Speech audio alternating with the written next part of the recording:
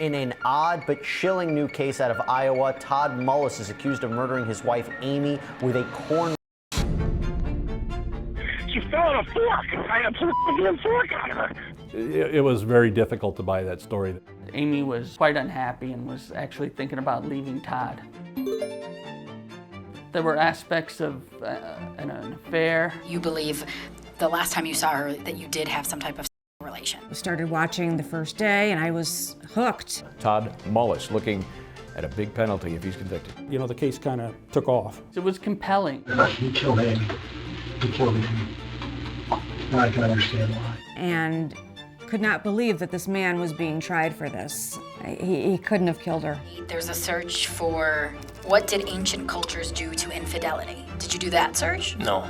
16 facts about cheating women. Did you do that search? No. Todd, did you ambush your wife Amy in that shed that day and brutally beat her and chop her up with that corn fork? No, I did not. You know who did? I have no idea.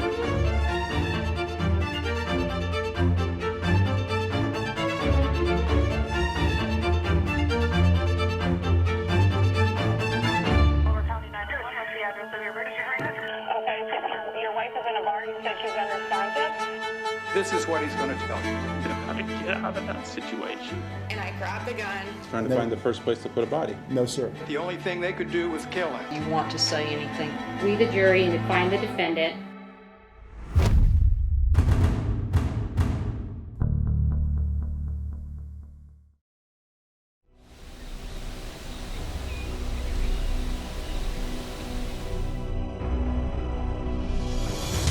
Delaware County 911, what's the address of your emergency? Oh! Hello? Where are you at? I'm on the road. I'm out of breath. Okay.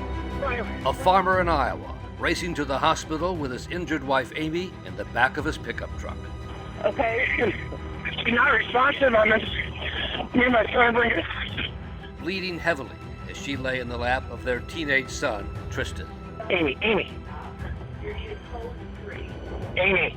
Okay, sir, what happened that she's not conscious or breathing? What? She fell on a fork. I had to put a fork on her.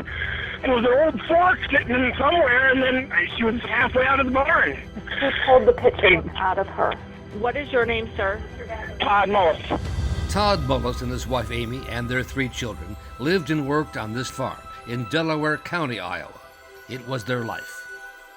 Everything they did revolved around their farm. That's how they made their living, and they had hogs and they raised hogs, and that was their livelihood. It was on a cold November day with a dusting of snow on the ground and the crops harvested that Amy Mullis was discovered unconscious in this red shed on their farm by her son Tristan. It was reported as a farm accident, and that it was reported that Amy had allegedly fallen onto onto a corn rake. It would look kind of like a yard rake, only that it had 4 tines, and the tines were much longer, like 8 to 10 inches. Can you pull over? I can. Okay, how about you pull over? The 911 operator told Mullis to pull over on the side of the road. Sir, do you feel comfortable doing CPR? I can try. I'll try anything. Okay. Pump the chest hard and fast, at least twice per second, 2 inches deep. Twice per second. 1, 2. 1, 2. 1, 2. Now.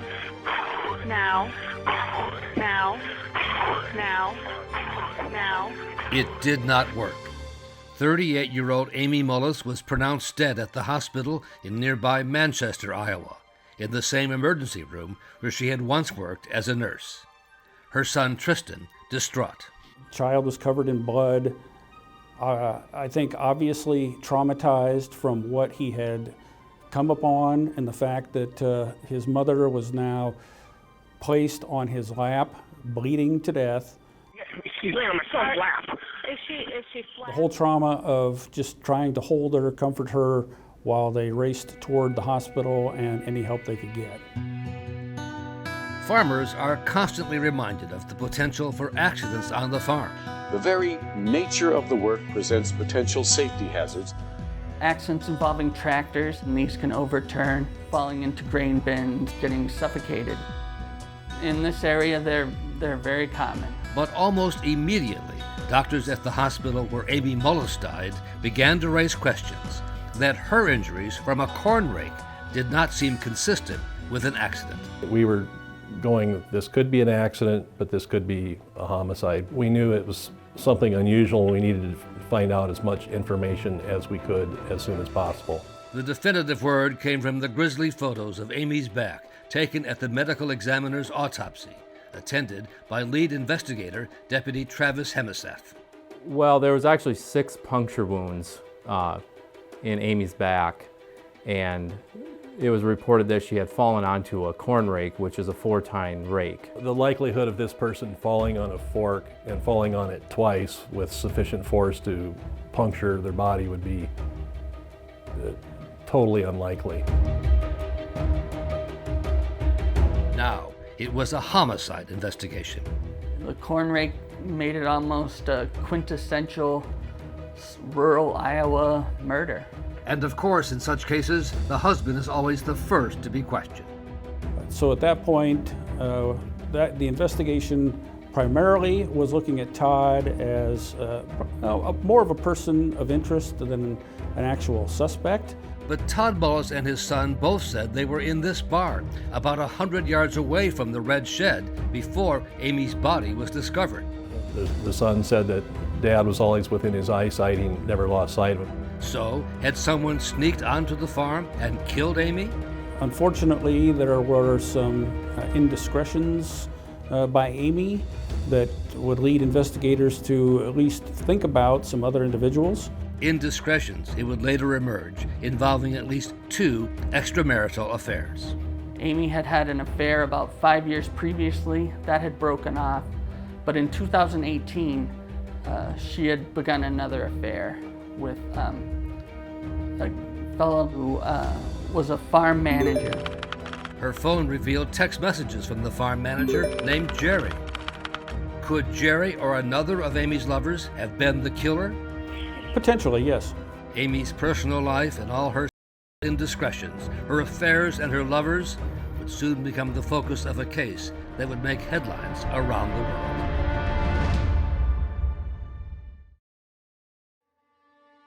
Life on a farm can be harsh and unforgiving. A lot of farmers work very hard for what they have. When I say hard, I mean very hard. And investigators would learn that was true in so many ways on the farm where Todd and Amy Mullis made their home. They had become 21st century versions of the stoic Iowa farm couple in the famed Grant Wood painting, American Gothic, pitchfork and all. Just the stoicism, the upright, standing, calm, level stare. That painting isn't actually that far from the truth. And the truth about the marriage of Todd and Amy, behind the smiles and family photos, was not pretty. It was falling apart. She had felt trapped in the marriage, that she felt almost like a slave in the house. She was very unhappy. He didn't want the marriage to end. He didn't want her to leave.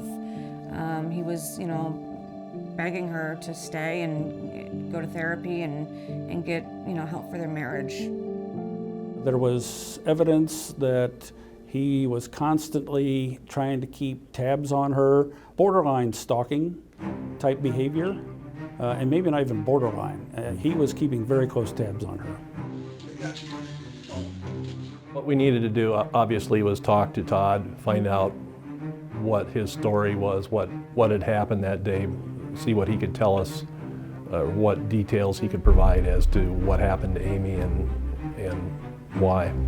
The questioning was led by John Turbin, an agent with the State Police Division of Criminal Investigation, the DCI. Describe you and Amy's relationship to me, Todd. How would you describe it after that, let's say, the last 5 years? How would you describe your marriage to me? Pretty tight, actually. Yeah. Communication was great. We were together all the time, And it was good. It was good. Yeah, initially he said that they have their ups and downs like any other marriage, but he indicated things were fine. But investigators had already learned that was not true, that there was another ongoing affair with a farm manager by the name of Jerry Frazier. He happened to be a guy who came around and made her feel happy.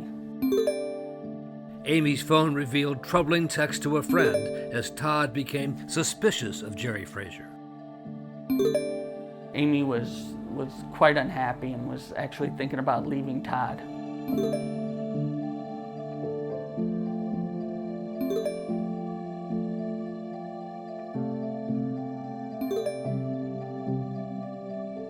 Investigators learned Amy was actually making preparations to file for divorce and move out.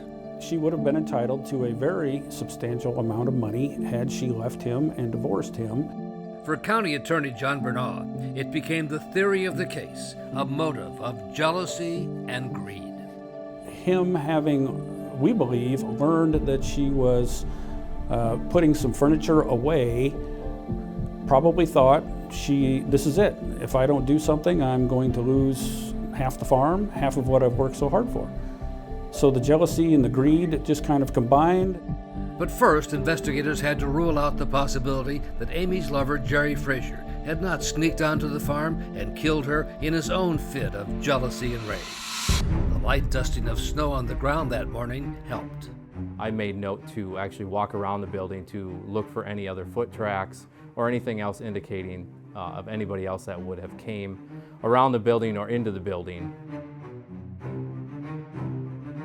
I did not locate anything around.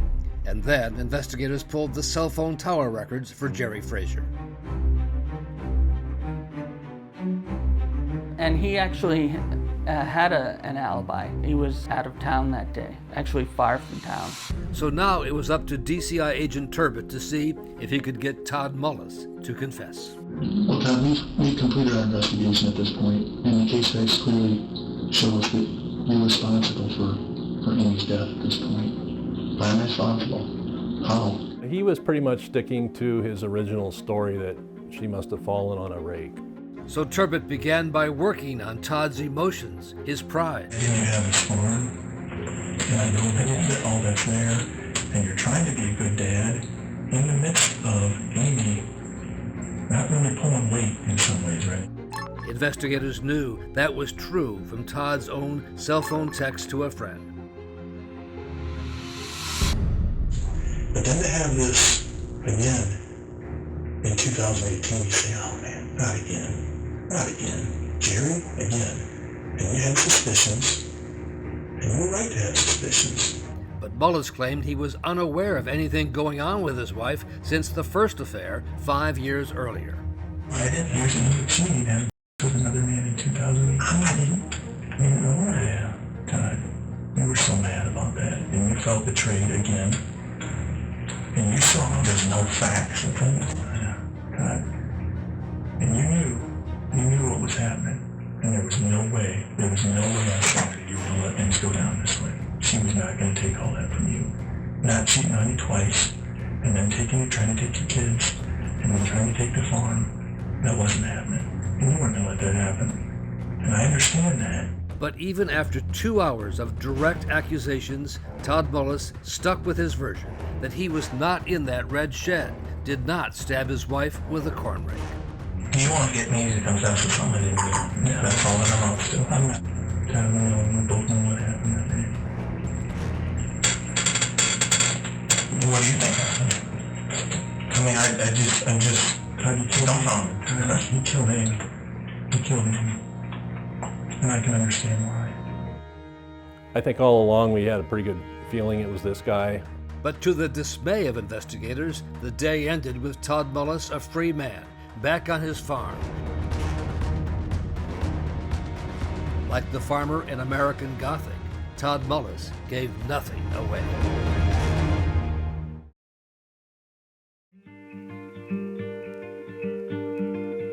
Delaware County is primarily a rural county. About 24 miles by 24 miles. The population is just under 18,000 people. It's a very family-friendly place. A place where neighbors know everyone and everyone's business, including Todd and Amy's. She was a vivacious person. She loved helping out on the farm. He was a well-known farmer in the area. I guess known as a hard worker, successful farm. But some of his neighbors told investigators Todd had a cruel streak. From people that talked to me, Todd was a somewhat scary individual. There were all kinds of stories surrounding things that were done to animals on the farm, things that were done to animals in front of the children. He feels that, you know, people that once were friendly or his friends have turned and turned their backs on him. But with Todd Mullis back on the farm after the interrogation, investigators still were wanting for evidence. Obviously, we have to have all of our evidence collected in this investigation before we charge. There had been no confession from Mullis during the interrogation, as he stuck to his story. I mean, I just tried to kill him. He killed Hank. He killed him. Not once did Todd say he didn't do it. Even his 911 call seemed suspicious to them. She fell on a fork and tried to pull down the fork. It was very difficult to buy that story that it was just automatically, this is just an accident and get over it. But Todd had what seemed an airtight alibi for that day from his teenage son, Tristan.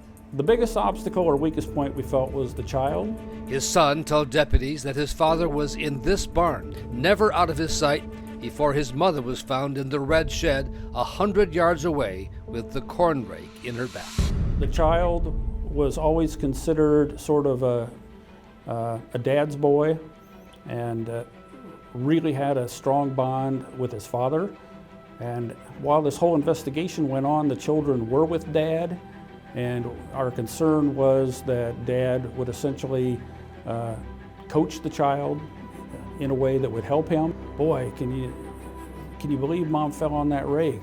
Or, you know, do you remember we worked together all day that day? You and I were always within sight of each other. In the interrogation, Agent Turbot even tried to bluff Mullis that Tristan had changed his story. He knows. He knows. You guys weren't together that morning. There was time when you and Tristan were not together that morning. I know that now. No, you don't? Yeah, I do. Todd, that's done. It's done, Todd. But the bluff did not work.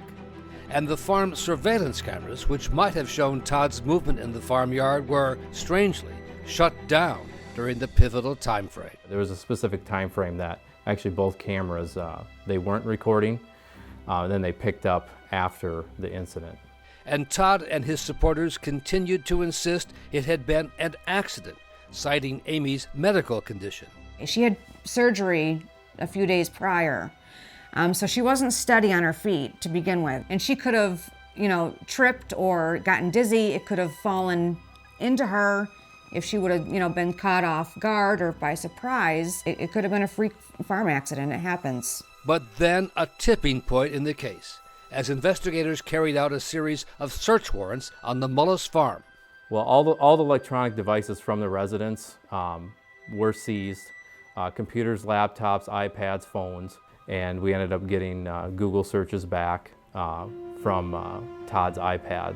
Google searches for topics like what did the Aztecs do with cheating spouses and placement of the organs in the body.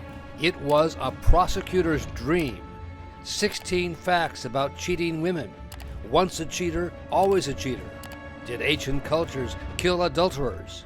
Thrill of the kill. Killing unfaithful women. Punishment is 18 months for killing cheating wife. The content of those Google searches were a key fact to our investigation. The time had come to place Todd Mullis under arrest. I was receiving phone calls from people that knew the family and urging me to use caution when you go arrest Todd. One guy specifically said, "You guys take plenty of help with you when you go arrest him." They found him in one of the hog barns.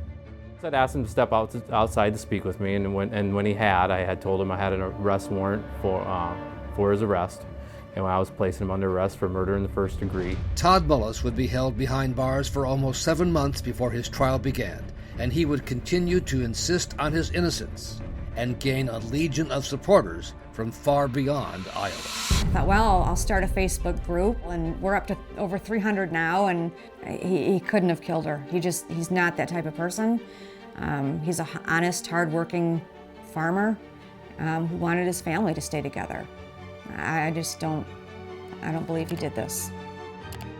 And that kind of support and encouragement helped to convince Todd Mullis he should take the stand in his own defense and see if he could persuade the jury of the very same thing. State your name, please. Todd Michael Mullis.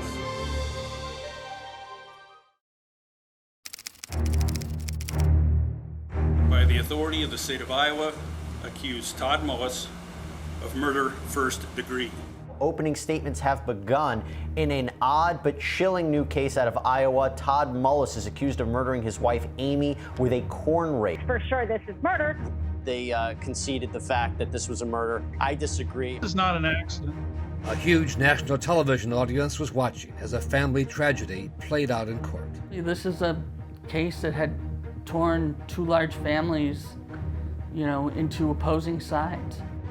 One side of the gallery was Todd Mullis's family. The other side of the gallery was Amy Mullis's family. You could sense the animosity between both sides. And also following the case closely, hundreds of mostly women who would form a Todd Mullis is Innocent Facebook page. Started watching the first day, and I was hooked. Led by Tracy DeRitter of New York State. I will admit, I had a little crush at the beginning. Him knowing that people care, number one, and believe that he's innocent is huge for him. Assistant Attorney General Maureen Hughes had just moved to Iowa, and this was her first jury trial in the state. She wasn't nervous at all. She seemed capable and assured. We would love for you to get to meet Amy, but you won't. Instead, you will share a courtroom with her killer. And you're going to hear about how Amy was fearful of the defendant, how she told her friends and family members that she was planning on leaving him, but that she was afraid that if he found out she was having an affair, he would kill her. But prosecutors were worried that Todd Mullis would hardly come across like a killer to the jury. He had lost a lot of weight and looked far better than I had ever seen him in the community.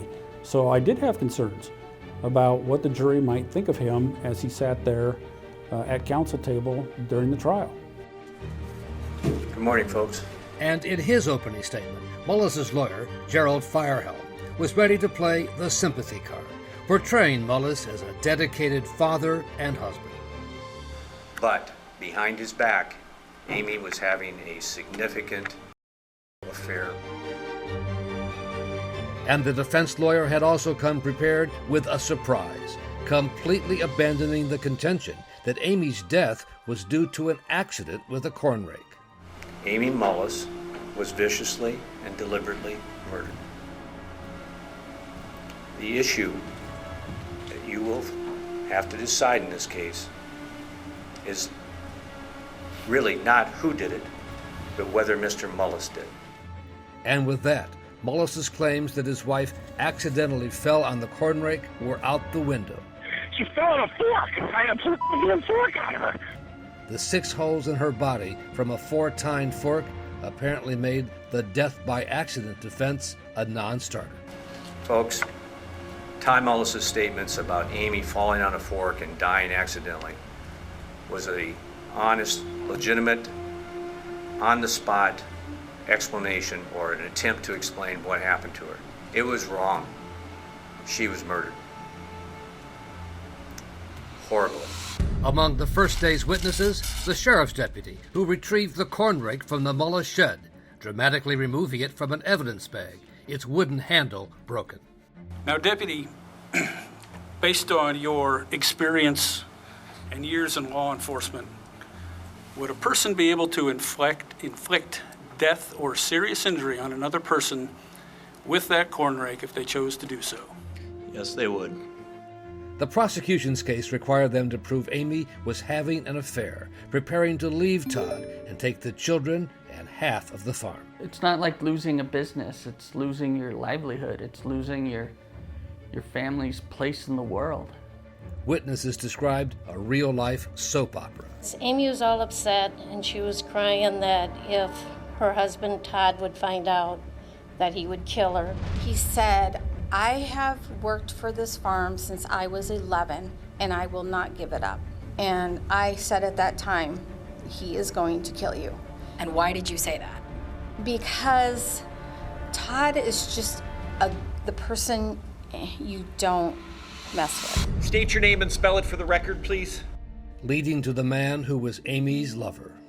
Jerry Frazier. The prosecution quickly sought to show Frazier was nowhere near the Mullis farm the morning of her death and could not have been the killer. Did you at any point go to the Mullis farm? No. Jerry, on the day of Amy's death, did you communicate with her that morning? Yes. He testified that he emailed Amy that he was sick at home 45 miles away. Amy, from that same account, then responded to you, and what did she write? Says, "Well, that sucks. Wish I could be there to take care of you. I'm a pretty good nurse. I don't like to see you sick." And in fact, you talked to the police shortly after Amy's death. Yes. And you indicated to them that you believe the last time you saw her that you did have some type of relations. It wasn't, yeah. It was not. It was oral. So you do recall that there was some type of There would oral have been sex? some of that, yes. Did you and Amy ever have any conversations about what Todd would do if he found out she was having an affair? One time she did say that if he ever found out, she would disappear. But the most important witness for the prosecution was Todd Mullis' 13-year-old son, Tristan, who testified from a remote location. He was his father's alibi, first telling police his father was never out of his sight that morning. And you told them at that time that you were with your dad the whole time? Yes. But now, in a few short answers, Tristan changed his story, saying he had left his dad alone to get a drink of water. But what you're telling us today and what you told us at the deposition is that there was a period of time that you were not with your dad. Yes. And as you sit here today, do you know how much time you were away from your dad in that hour and a half in the hog barn? No. It was devastating testimony for the defense. It's from the child's point of view, where was Dad? And the child could not say how long Dad was out of his sight. Still, given the layout of the farmyard, would there have been enough time for Todd Mullis to have sneaked out of this barn and made his way down to the red shed and killed Amy without his son seeing him? And it's over a football field's length away from where Amy was found to where they were working in the hog barn. It just would not scientifically been possible for Todd to get there, do whatever happened, get back for Tristan to see him. It's just impossible. You know, I don't know why Tristan would change his story. I would think it would be hard for anybody that age to testify, especially against their own parent. Tristan, do you want to be here testifying today? No. Is this a very difficult thing for you to talk about? Yes. And you don't want anything bad to happen to your dad? No.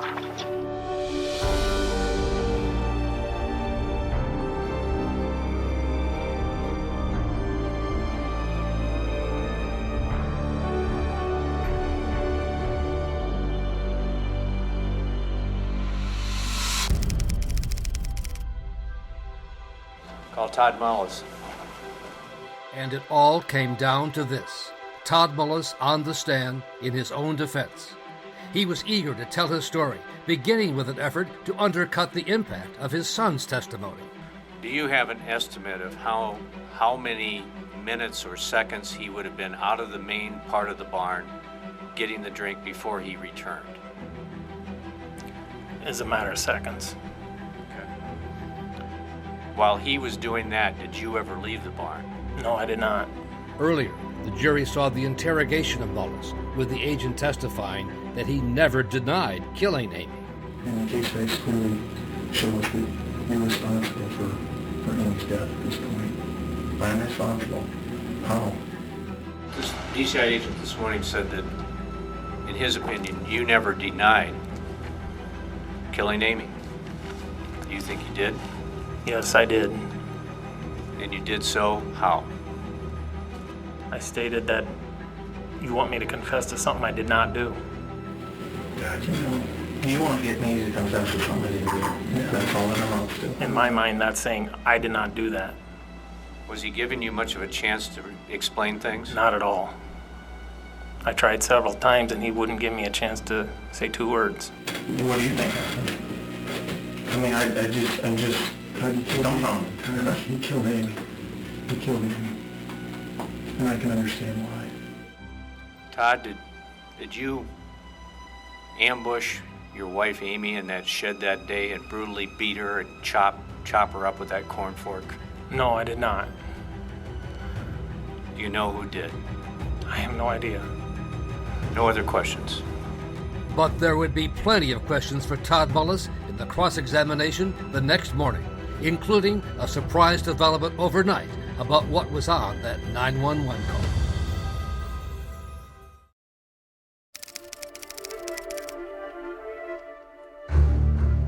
Okay, Mr. Mullis, do you want to come back up and retake the stand for cross-examination, please? Todd Mullis was in for a rough day. The internet searches found on his iPad a major theme. There's a search for characteristics of cheating women. Did you do that search? No. Okay.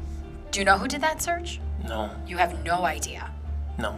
Around that same date, there's a search for what did ancient cultures do to infidelity? Did you do that search? No. Again, you have no idea who did that search? No. There's a search on here, that same date, 16 facts about cheating women. Did you do that search? No. All around the time that his wife Amy had begun her affair with Jerry Frazier.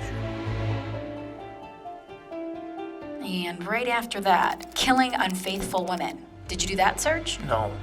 And the last one of that bunch is a visited site. Punishment is 18 months for killing cheating wife. Did you do that one?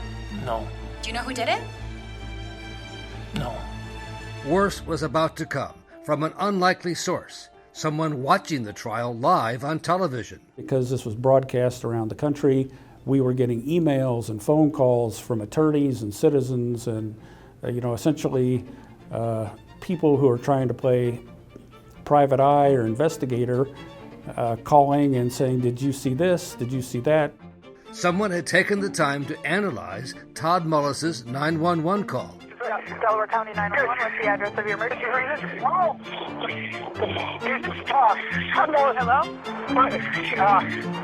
Where are you at? Well, it just happened to be a person calling in saying, you really need to listen to that 911 tape because I believe he is saying something under his breath. As Todd Mullis is performing CPR on his wife,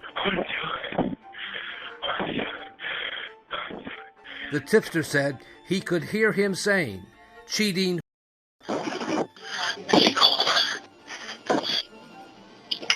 And a few seconds later, go to hell, cheating.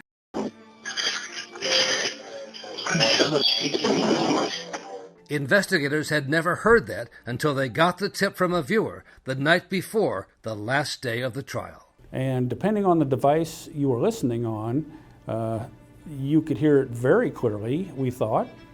In my mind, it clearly said what it said.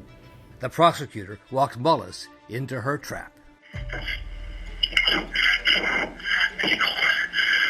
No, Chad, did you just hear that whisper at the end of that? Yes. And what did you whisper? I couldn't hear it. Okay, I'm gonna play it again.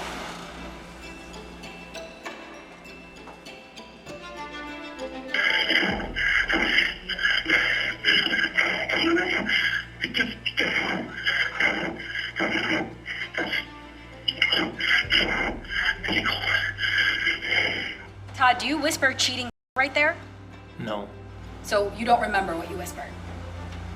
No. Okay, I'm gonna play another clip for you.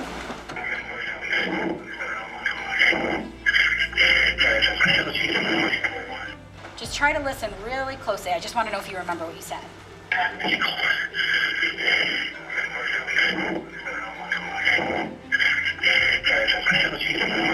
Right there, do you say go to hell cheating?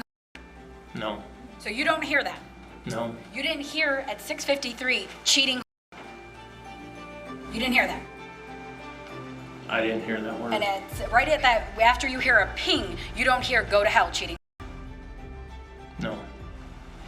I have nothing for the judge.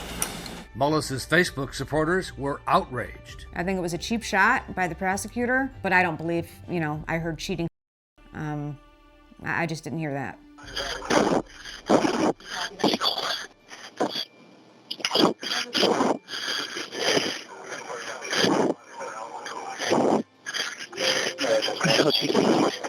I didn't hear that. I heard 4, and he was breathing heavily. He was giving CPR.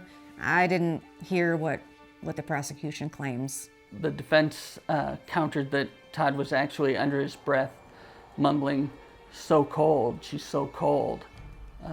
I've heard that audio a dozen times, and I'm still unable to really hear exactly what it says. But the question was, what would the jury hear?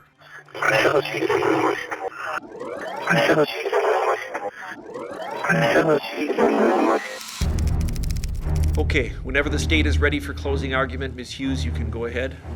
Amy Mullis didn't stand a chance. She was unarmed and unaware that she was about to be ambushed by the very man that took a vow to love and honor her. And prosecutor Maureen Hughes made the whispers on the 911 tape a centerpiece of her closing argument. And I'm going to implore you to listen to that 911 call. Don't take my word for it. Don't believe me. Listen to it for yourself. Make your own determination.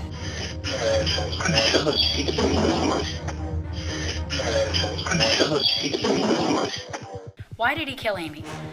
Because he didn't want to lose his farm? Because she was cheating? You might not like that Amy was having an affair, but that doesn't mean she deserved to die. Today, this nightmare finally ends. It finally ends for Amy and for her friends and family, for her children, because Amy finally gets the justice she deserves. Today is the day you find the defendant guilty of murder in the first degree. Mr. Firehelm, whenever you're ready.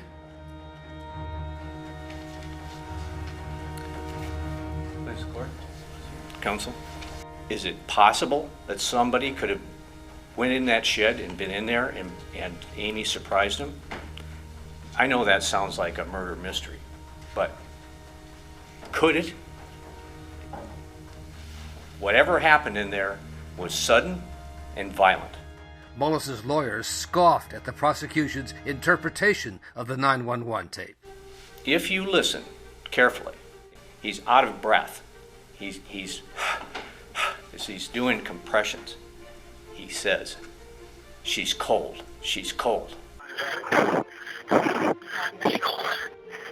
It just boggles the mind that you would be on 911 saying that. If you murdered your wife and you're whispering, "Cheat her, go to hell," you're going to do it on a 911 call? He's panting. She's cold. Listen. That is a Hail Mary by the state here, folks. And finally, back to the fundamental question of the devoted farmer and his pitchfork. Common sense. Is that man diabolical enough to not only murder his wife with that thing, but to send his 13-year-old kid to find her? Is that guy, did he do that? Does he present that type of horrible, horrible evil? You saw him. You get to judge him. The prosecutors expected a quick verdict. Frankly, I think it was a slam dunk. But the jury took more than 2 days to make its judgment. I was thinking perhaps it would be a hung jury.